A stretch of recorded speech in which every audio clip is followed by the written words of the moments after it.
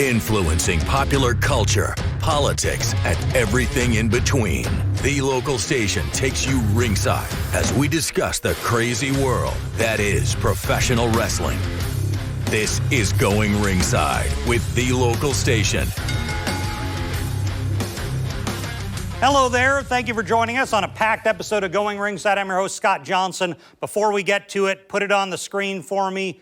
Please click subscribe on our brand new YouTube channel, youtube.com/@GoingRingside. We need your help to continue bringing you the biggest stars in the world and of all time every week. And let's bring who we have this week, starting with our top guest right here, Francine, the ECW legend, is here. She'll be joining us in just 1 minute. And then friend of the show, Victoria Crawford, is back. We haven't seen Victoria in several weeks because, as you know, she's back out on the road with TNA all over the country right now. So we're going to catch up. She's back in Florida with us. So we brought her into the studio to chat about what's going on with her and in TNA. But let's start right over here with the original Queen of Extreme.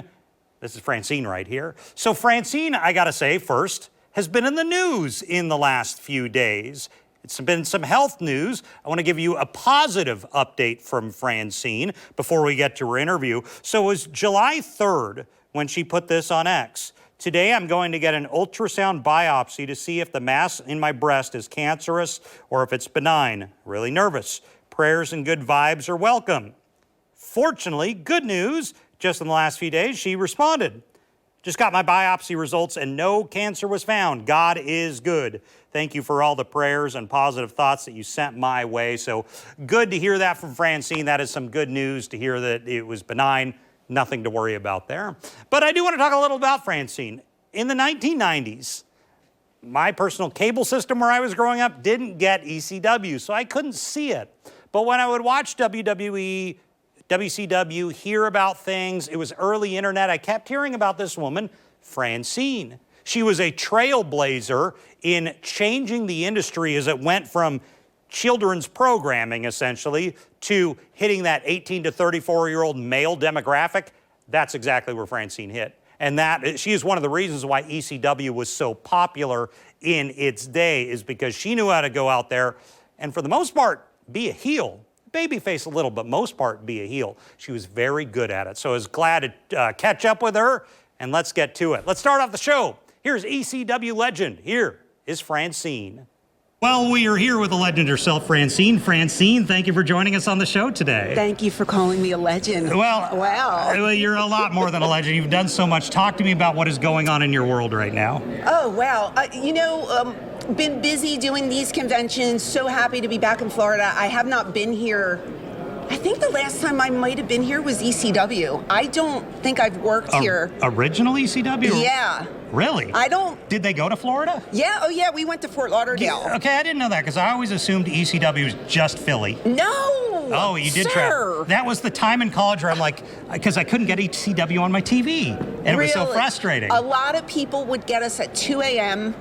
Okay. In the middle of the night, they would go to bars, drink, get food, and watch us, So how did it start for you? Did it Paul call you in, or how did you even get involved? So I was working at a life insurance company in Center City. I'm from Philadelphia originally. And I hated my job. And I was just getting into wrestling at the time. I wasn't a lifelong fan, didn't grow up with it. I think I found it around 19 years old. And I was a big fan of WWF. And one day I came home from work, and it was a Tuesday. I was sitting in front of the TV eating dinner, and this show came on, and it was called Eastern Championship Wrestling. And there was no one that I knew. Wasn't familiar with any of the workers. Did you watch wrestling at that point? I was only watching WWF. Got it. But I was a very new fan. So that's my only education was like Shawn Michaels, The Undertaker, those type of guys. Didn't know anybody that was on the screen that I was watching, but something drew me in. And I watched it for about a month, and a commercial came on, and it said, do you want to be a manager, a referee, or a wrestler? Call this number. And I said to myself, I hate my job. I think I can do this. I'm going to call this number.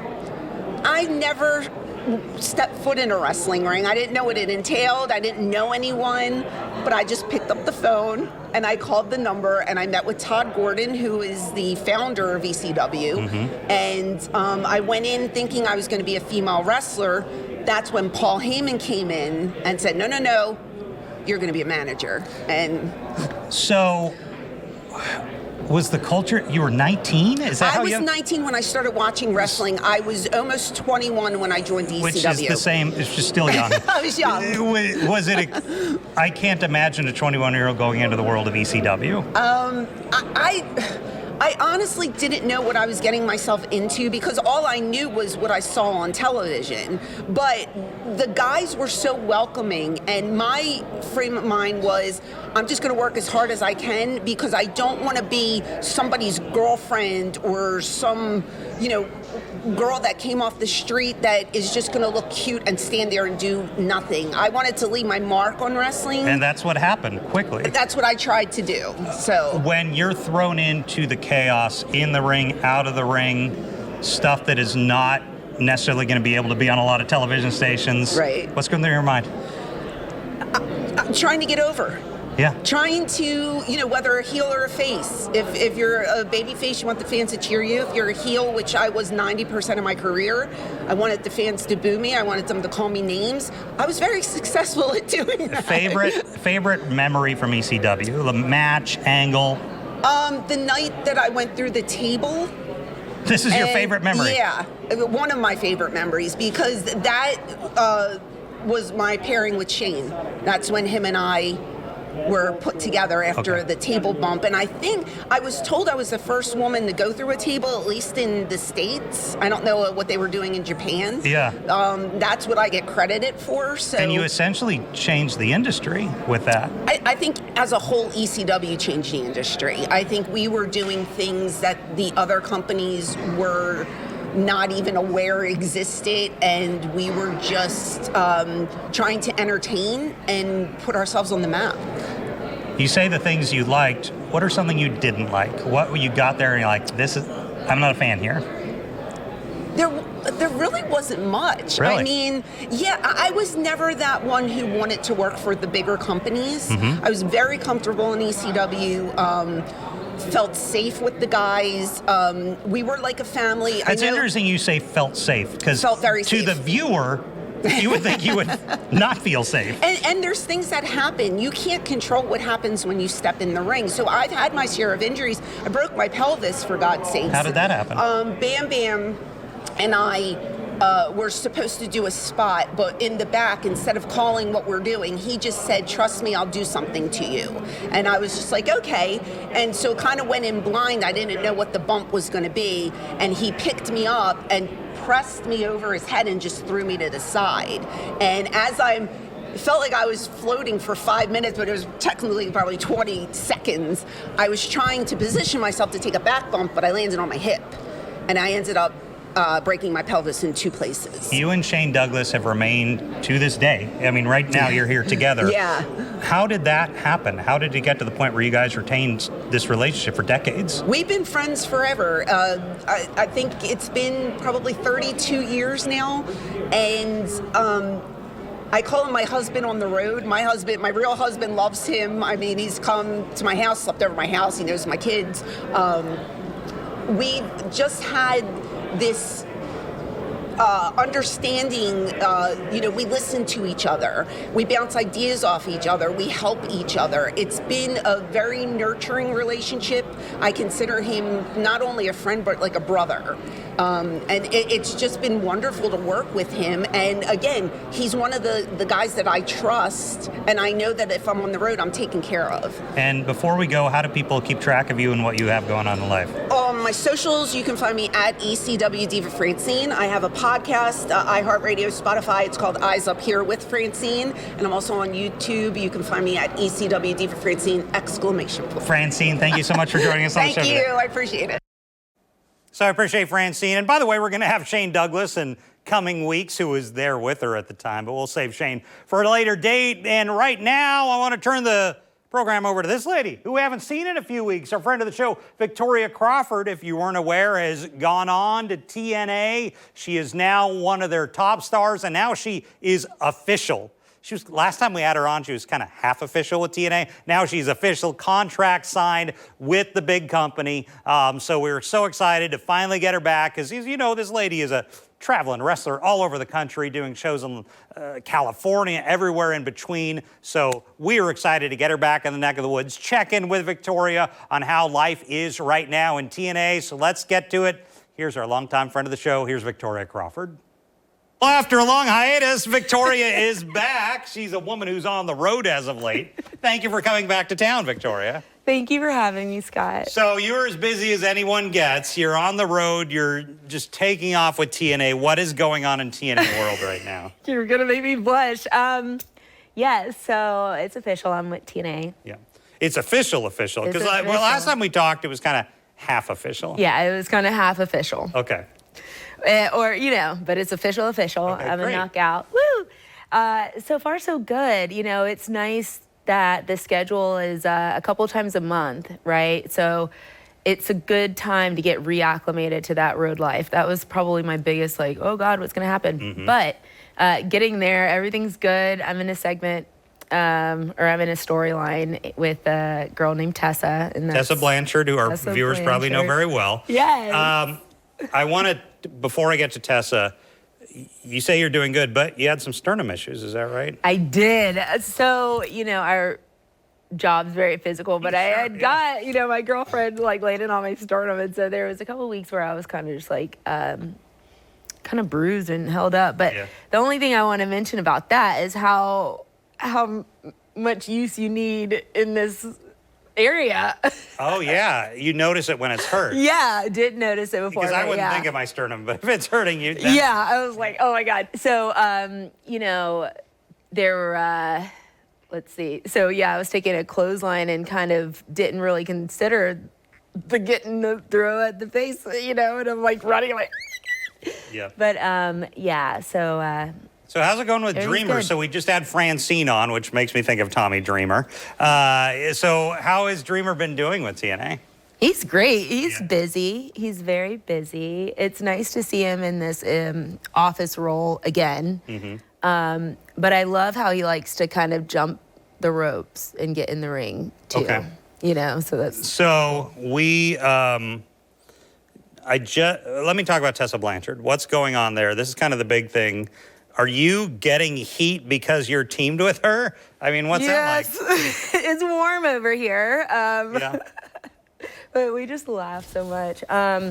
So Tessa's great. She's a strong superstar at TNA. She's been there a long time. Dreamer fills me in on a lot of her career history, which I find very interesting. Like, he's a big fan of hers in the locker room. But, she was in the men's division. She, held up her own there. So she reminds me of like a China, I guess, in a sense of the storytelling of kind of like her ability, but she's so athletic. She brings it to the table, which I'm excited to be teamed with her. Mm-hmm. I think at this point in my career, it's either one of those things where if I'm not still learning something, there probably is a different role for me to be in the business, right? Yeah. So I'm looking forward to being with Tessa, because she seems to really, like I said, bring it. So I think my style is going to change. So selfishly, I'm looking forward to that.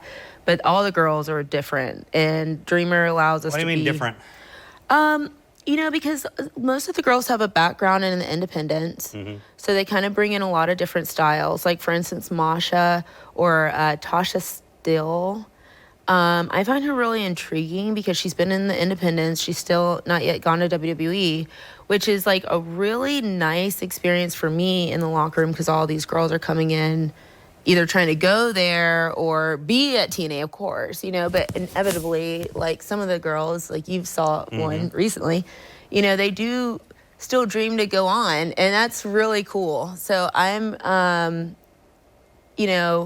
so it's just kind of like, I think in a sense, going back to the style, I think it almost brings more of an intensity with that to create something real, and I think that's where I'll get to learn another instinct, I guess, But what I do appreciate is Dreamer and the girls have let me play around with all the things I think I know in there. And sometimes in my other experience, I would be very like trying to make it perfect.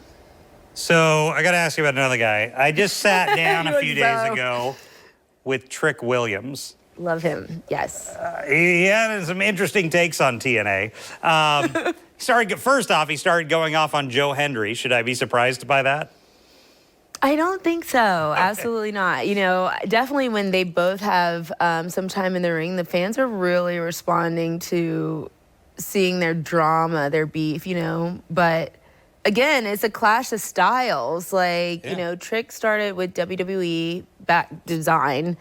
And Hendry, again, another one of these independent superstars trying to get there. It's in itself, to me, I just still want to highlight what's going on outside the ring, too. So the Trick interview will be coming in coming weeks. It was good. I was like, I didn't expect this from him. But one thing he did was he went off on the TNA locker room. Says, I love the TNA fans. No respect for the TNA locker room. Has there been division there, bringing in this WWE NXT guy? I mean, you know, obviously the guys' locker rooms probably have different chatter and stuff, but it is something unique to see the WWE superstars backstage. I mean, because again, there's more talent now at TNA that's wanting that spot. And it almost, to me, is so interesting because it makes it even more real because they're in our yard now. You know, we weren't able to cross-brand before. Well, if I do this right, this show will be to your computer or TV, wherever you watch it, on, I think, July 15th, 16th, something like that. What's coming up for TNA? What do fans need to be watching for? Well, definitely Slammiversary, which is next week. Okay. I don't want to try and guess on the number. Is it the 19th possibly or the 20th? But Slammiversary is a big deal for you. Yeah, it's a real big deal. It's kind of like the Super Bowl for us. I see it at TNA Plus? Is that the best? You can definitely see it on TNA Plus. And that's really unique because if you sign up, you get a free month free or 1 month free right now. Okay, that's good to know. That's pretty cool, I think, you know. Yeah. So Slammiversary, so that'll be perfect timing. So Slammiversary is next week. Again, with the mix of the talent, like Evolution is tomorrow. Mm-hmm. And Masha will be there. Okay. Yeah. So like wrestling, I'm freaking out. It's all over the place now. It's crazy. The amount of PLEs, pay-per-views going on, I think, like in this next stretch of days is insane. Yeah. Was it ever like this before? I don't remember a time like it, really, but it was funny because I did a virtual this morning and one of the fans said that they're going to have a wrestling crash out. Oh. So funny. I was like, what does that mean? And they were like, we have Evolution, All In, and there's another something going on, SN something. I'm not real sure. There's just a lot, There's just a lot. Victoria, it's so good to see you again. We see you as often as we can. She's a lady who's on the road, and maybe a lot of your friends at TNA in coming weeks. Yeah. We look forward to that. So, thanks, Victoria. Thank you, Scott. Well, thanks to Victoria and, of course, Francine for joining us on the show today. And thank you so much for being here. As I've been teasing, we're getting closer to some big announcements here at Going Ringside. I will have them for you and let you know as soon as we are ready to make them public, but appreciate you for watching. We'll see you back here next time. This has been Going Ringside with The Local Station, brought to you every Wednesday on your favorite podcast player, on News4 Jax Plus, as well as the News4 Jax YouTube channel.